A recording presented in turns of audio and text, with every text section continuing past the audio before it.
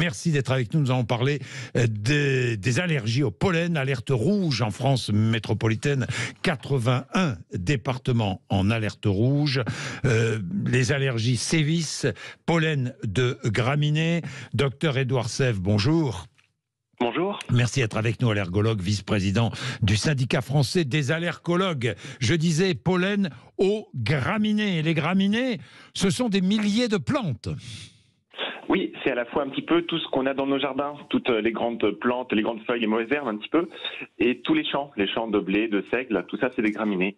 Donc dès qu'on va passer la tondeuse, dès qu'il va y avoir les moissons, il y en aura plein dans l'air. Il y en a déjà dans l'air. À la campagne, mais aussi en ville ? Oui, parce que c'est aussi ce qu'on a dans les gazons, ce qu'il y a dans les parcs municipaux, donc il y en a vraiment partout en France. Alors, je regardais des chiffres qui m'ont étonné vraiment et surpris. Un tiers des Français nés après 1980 souffrent d'allergies au pollen. Est-ce que le nombre d'allergiques progresse ? Oui, il y a de plus en plus de patients allergiques, que ce soit des allergies au pollen ou d'autres allergies. C'est lié à différents facteurs, à l'environnement, ça on va en parler au cours de la semaine de l'allergie là en juin.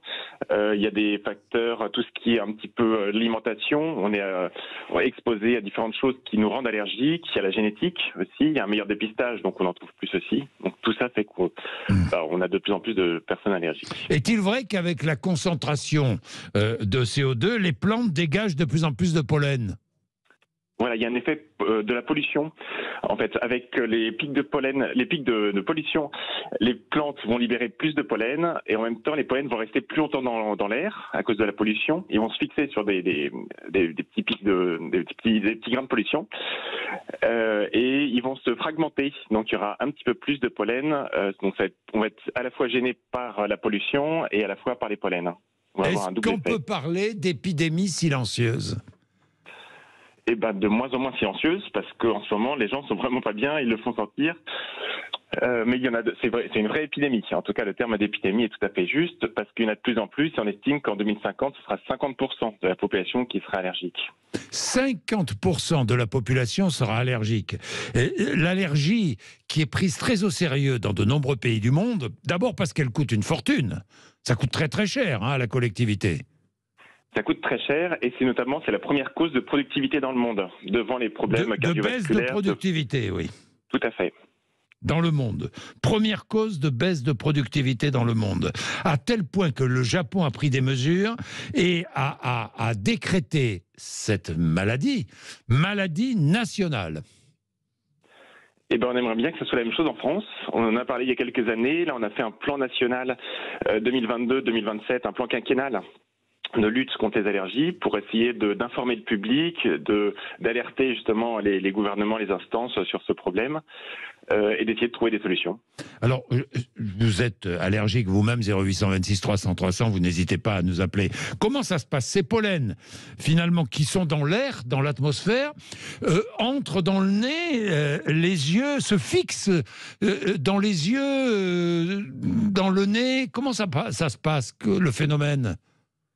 Alors on devient allergique, donc ça arrive à un moment dans la vie, le corps ne va plus supporter une chose à un moment, et à chaque contact, le corps en fait a créé des anticorps, des défenses contre cette chose-là, donc ça peut être contre le pollen. Défense immunitaire, oui. Tout à fait, des anticorps, des IgE, et à chaque contact, il s'active, il crée une inflammation qui va créer du coup ce nez qui coule, ces yeux qui grattent, mais ça peut être des choses très graves, ça peut être de l'asthme, on a de plus en plus de réactions graves sévères, et il peut y avoir aussi d'autres allergies, des anaphylaxies, à cause d'aliments, de médicaments.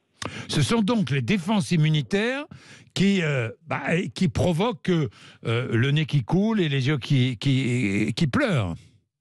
Voilà, le corps va se défendre contre quelque chose contre lequel il n'a pas de raison de se défendre, mais il se dérègle et à partir de ce moment-là, il va réagir de façon exagérée, désordonnée.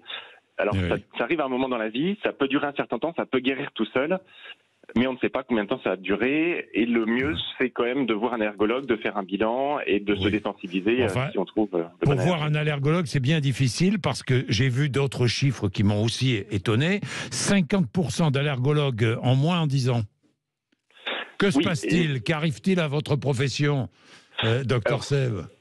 C'est pas spécifique aux allergologues, c'est un petit peu toute la profession médicale. C'est vrai. On sait qu'avec le baby-boom et avec le numerus clausus, la plupart des allergologues partent à la retraite et il y en a de moins en moins qui arrivent. Sur la France, il y a 28 allergologues formés par an. Pour toute la Combien? France. 28 par an seulement. Voilà, donc forcément, c'est pas avec 28 par an qu'on va réussir à proposer des consultations à tous les Français qui sont allergiques. Voilà, et pour obtenir un rendez-vous, il faut patienter des mois parfois, hein, plusieurs mois. Oui. Alors, il faut bien dire que ça peut être très dangereux, très grave. Tout à fait. C'est ce qu'on essaye vraiment de dire, qu'on répète, c'est que les allergies, c'est pas juste justement le nez qui coule, les yeux qui grattent. Il y a des réactions graves, il y a des réactions sévères, il y a des décès liés aux allergies. Donc c'est vraiment quelque chose de pas de prendre, il faut pas le prendre à la légère. Il faut consulter, il faut se traiter, il faut se désensibiliser quand on peut le faire. C'est vraiment important que ça soit voilà, pour des allergies comme pour les pollens ou pour d'autres allergies. Oui, c'est grave quand ça descend jusqu'aux bronches, c'est ça? Voilà, pour les pollens, si on fait des crises d'asthme, si on commence à être gêné pour respirer, qu'on tousse, c'est pas normal. Là, il faut vraiment traiter.